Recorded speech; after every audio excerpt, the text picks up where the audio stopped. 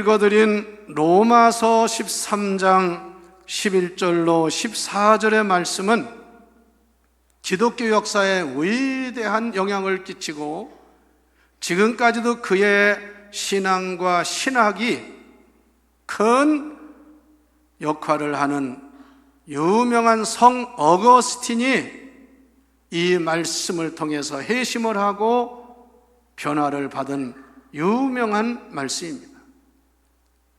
성 어거스틴만이 아니라 많은 사람들이 이 말씀을 통해서 깨닫고 정신을 차리고 바르게 신앙생활을 하기도 했습니다.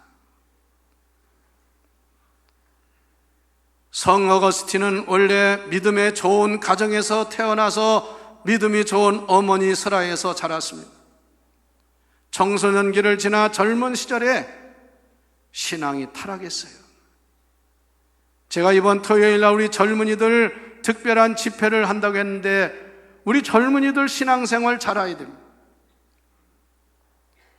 여러분, 믿는 집에서 태어나 자란 사람이 믿음 생활을 열심히 한다는 것은 그건 큰 수치입니다. 이슬람교는요 어떻습니까? 왜 그 사람들이 무섭습니까? 얼마나 철저히 하는지 몰라요. 그런데 자녀들이 믿든 안 믿든 그냥 부모는 나오고 부모는 교회에 중요한 직책에 있으면서도 자녀들은 그냥 방치하는 경우는 큰 잘못입니다.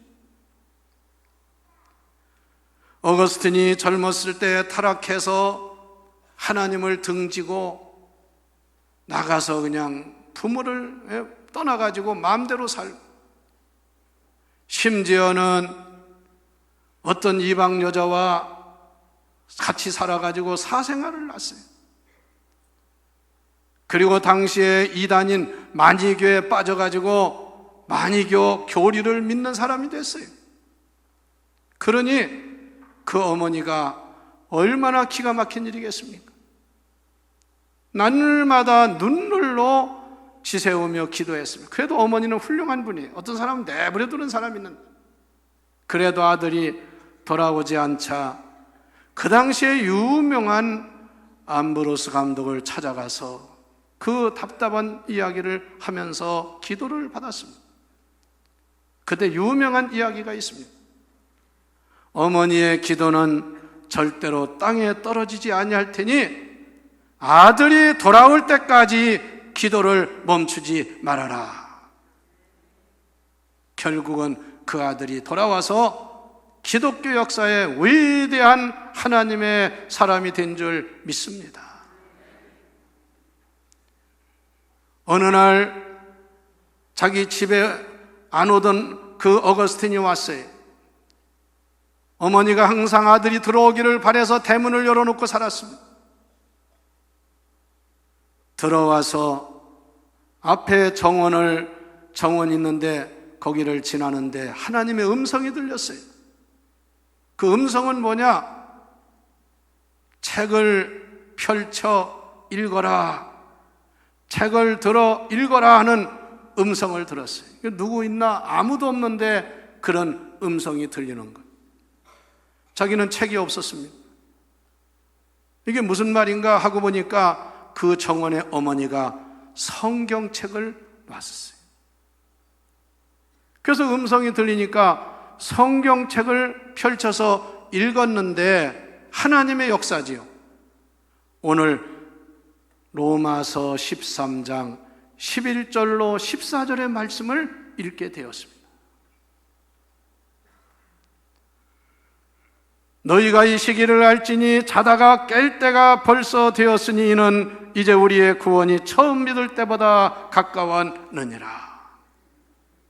지금 시기가 어떤 때인지를 알아야 한다. 밤이 깊고 낮이 가까웠으니 그러므로 우리가 어두움의 일을 벗어버리고 빛의 갑옷을 입자. 낮에와 같이 단정히 행하고 방탕하지나 술 취하지 말며 음란하거나 호색하지 말며 다투거나 시기하지 말라. 오직 그리스도 예수로 옷 입고 정욕을 위하여 육신의 일을 도모하지 말아라. 여러분, 그래서 그 한 사람이 말씀을 통해서 변화를 받아가지고 기독교 역사만이 아니라 중세 세계 역사에도 엄청난 영향을 끼쳤다는 사실입니다. 여러분, 한 사람의 신앙인이 그냥 아무 의미 없이 그냥 믿고 나 혼자, 이게 아닙니다. 여러분, 변화를 받아서 많은 영향을 끼치는 그리스도인이 되어야 합니다. 이게 신앙생활입니다. 내가 믿음으로 인해서 하나님의 영광이 드러나고 다른 사람이 영향을 받아야 돼요. 사도 바울 한 사람으로 인하여 기독교의 복음이 로마를 점령했지요, 유럽을 점령했지요, 전 세계로 복음이 나갔어요. 왜? 사울이라고 하던 이 사람 청년이 하나님을 만나서 변하여 바울이 된 다음에 그가 위대한 기독교 신학을 정립했다고도 말할 수 있습니다. 이게 로마서입니다. 예수님은 복음을 전하기만 하셨지만 신학을 정립한 분은 사도 바울이라고 말할 수 있어요. 여러분, 이렇게 한 사람이 변화를 받아 새로워지면 하나님께서 위대한 역사를 이루시는 줄 믿고 여기 앉은 우리 모두도 변화되어 하나님께 쓰임받는 하나님의 사람이 되기를 축원합니다. 가정도 그렇습니다. 한 사람이 잘 믿으면 그 가정을 다 변화시킵니다. 이 한 사람의 신앙이 이렇게 위대한 영향을 끼친다는 사실을 알아야 합니다. 전통적으로 유교 문화, 불교 문화, 제사, 그냥 세상 풍俗대로 살던 집에 신앙이 좋은 며느리 하나가 들어오더니 그 가정이 완전히 기독교 가정으로 변화가 되어버렸다는 말이에요. 할렐루야. 그래서 그 가정에서 목사가 나오고 장로가 나오고 신앙 좋은 일꾼들이 수두룩하게 나오더라. 여러분, 우리나라의 근대 최근에 기독교인으로 회심해가지고 큰 영향을 끼친 사람이 많아요. 지금 국무총리도 아주 믿음이 좋은 사람이에요. 그래서 별명이 전도사입니다. 전도사. 또 여러분, 지식인들에게 암암리에 가장 큰 영향을 끼치는 사람이 누구냐면 이어령 박사라는 사람. 이어령. 이분은 석학, 우리나라에서 그만한 정말 석학이 없다고 할 정도로 대단한 분입니다. 이분의 사상은 일본에서까지도 아주 대단하게 생각을 합니다. 그분은요, 연세가 벌써 많은데도요, 젊은이들이 못 당할 정도로 IT나 현대 흐름에 대해서도 아주 대단한 전문가가 됐어요. 텔레비에 나오는데 그 집에 전 세계 흐름을 다 보며 이런 걸 하는 걸 보니 대단하시더라고요. 근데 이분이 원래 예수 믿는 사람 아닙니다.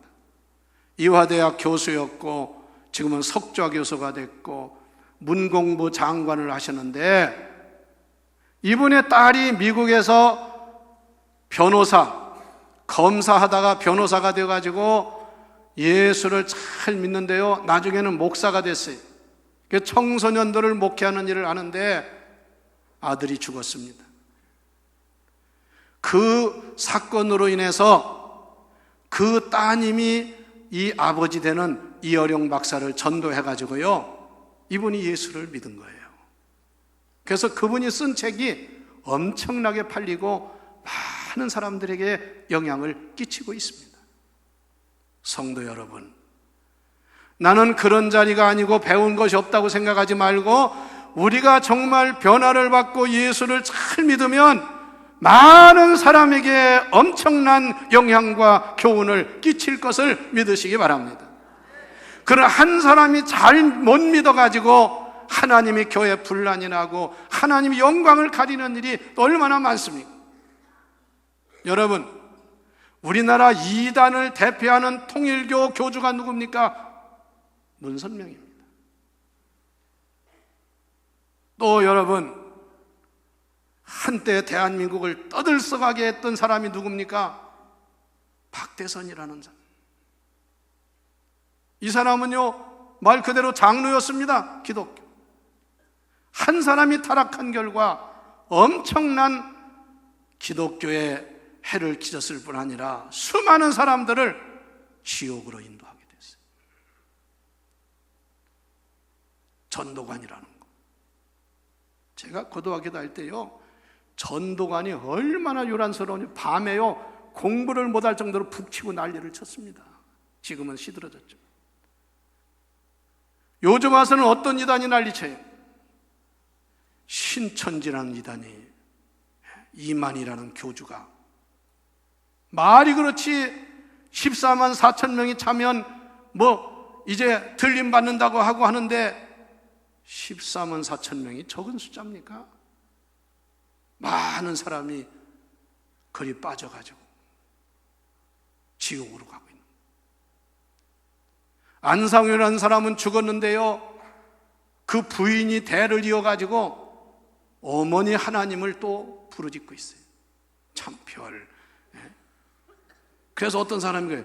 하나님 어머니도 계십니까?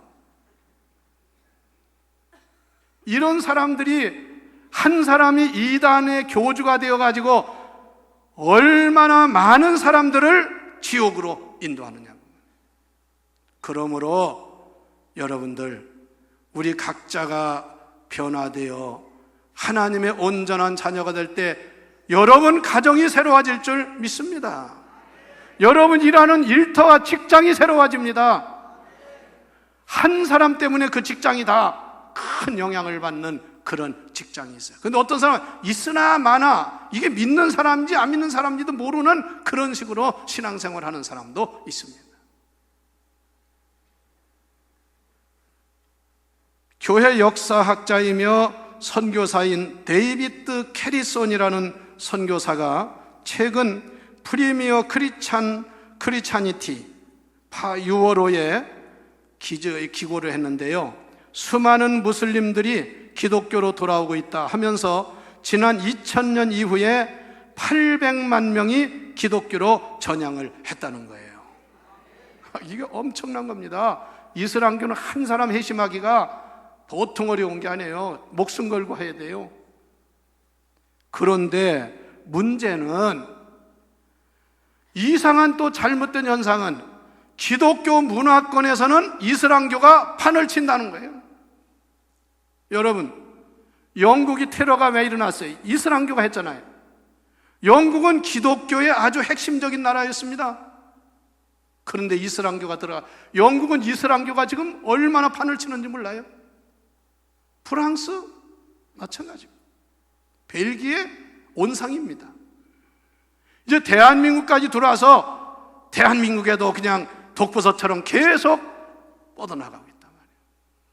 이건 뭘 말하냐면, 그 사회에 사는 기독교인들이 빛과 소금의 역할을 다 하지 못하기 때문에 이런 이단, 이런 잘못된 교리가 와서 판을 치는데, 이 시대에 정말 우리 한국 교회와 그리스도인들이 정신을 차려야 합니다.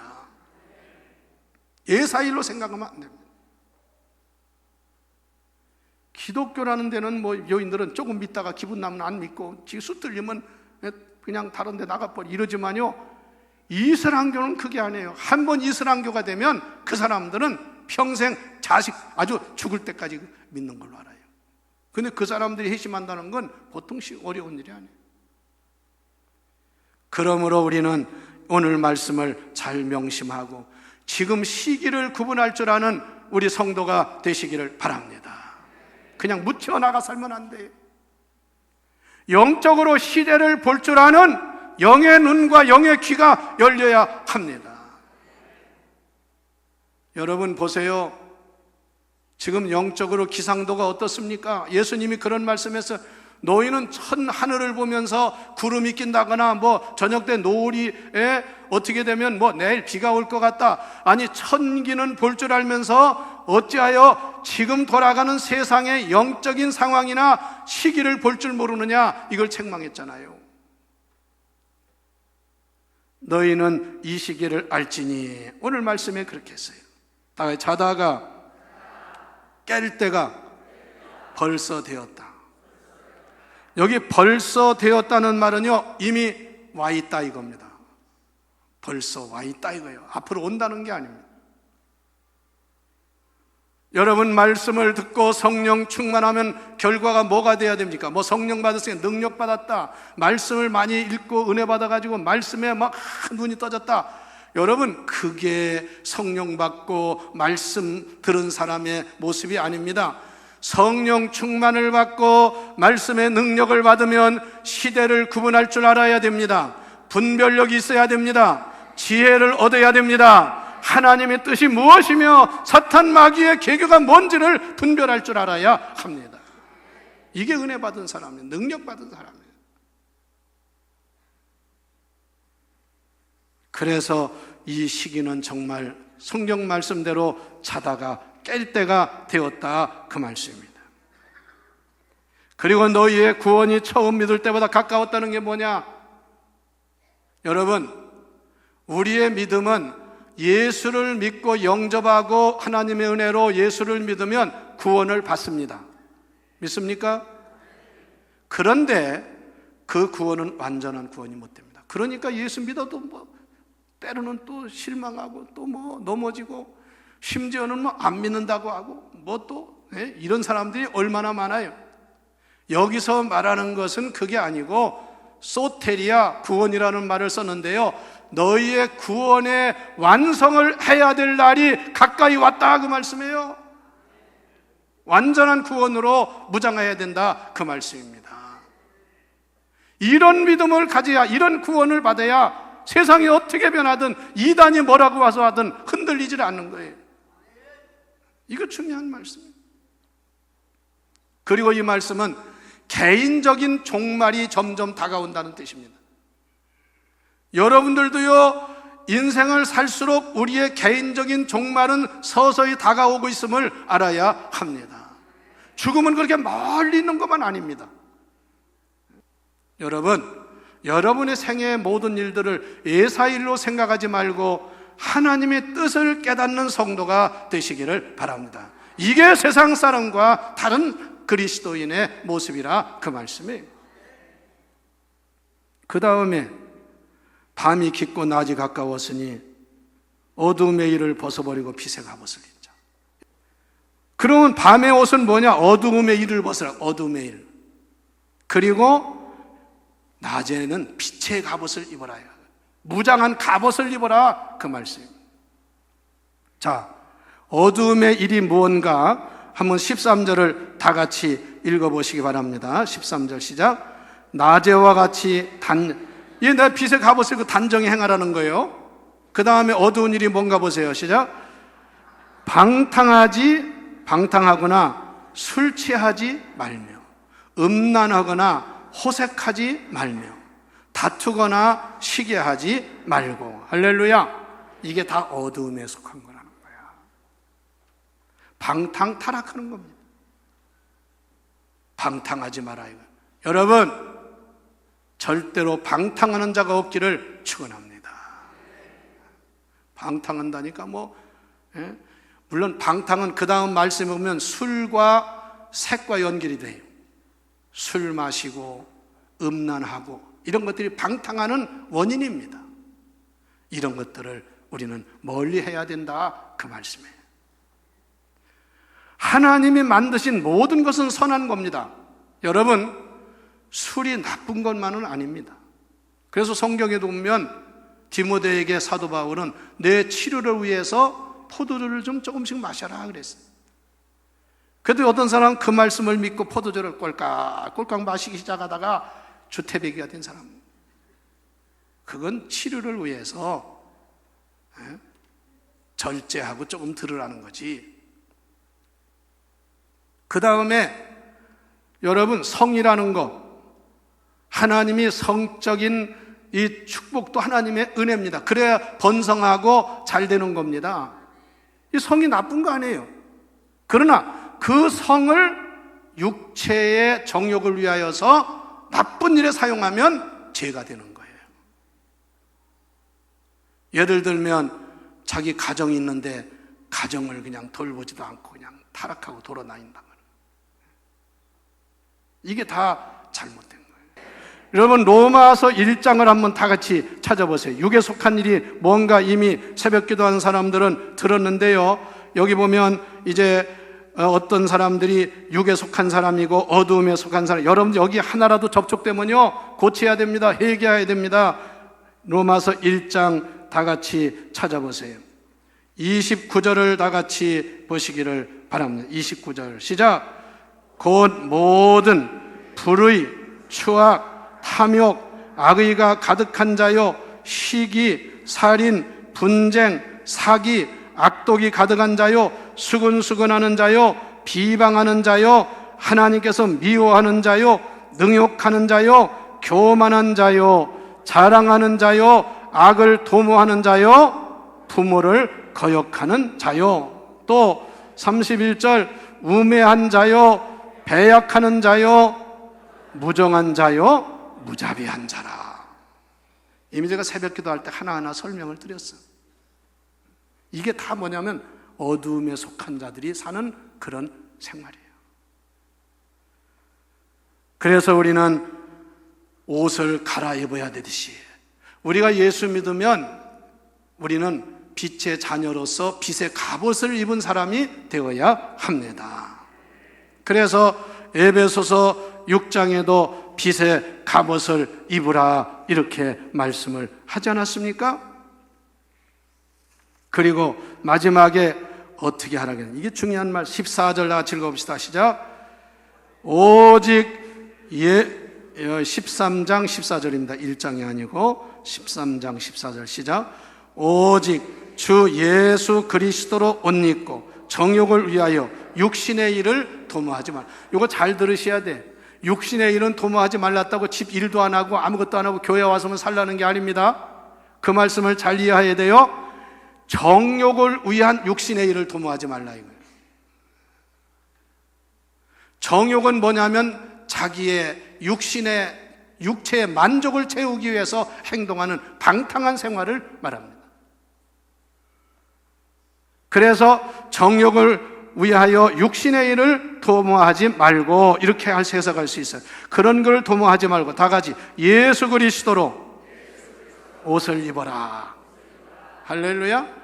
성도 여러분, 예수 그리스도로 옷을 입읍시다. 예수 그리스도로, 그 말은 무장하라 소리입니다. 여러분은 하나님의 자녀가 된 사람으로 예수 그리스도로 옷 입은 성도가 되시기를 축원합니다. 할렐루야. 오늘 이 시대를 사는 여러분이 진짜 예수 그리스도 옷을 입으면 어디 감히 이단이 와서 찌뻑거리고 뭐라고 하겠어요. 이게 옷이 잘못됐고 무장을 안 했으니까 바보로 생각하고 와가지고는 유혹하고 말입니다. 시험하고 그러지. 아무쪼록 이 시대를 구분하고 깨어서 그리스도의 뜻을 따라서 세상 것에 우리가 유혹되지 말고 하나님의 자녀처럼 낮에와 같이 단정히 행하는 우리 모두가 되어 하나님께 영광 돌리고 이 어두운 시대에 여러분을 통해서 세상이 구원을 받고 빛과 향기와 소금의 역할을 감당하는 우리 모두가 되기를 주의 이름으로 축원합니다.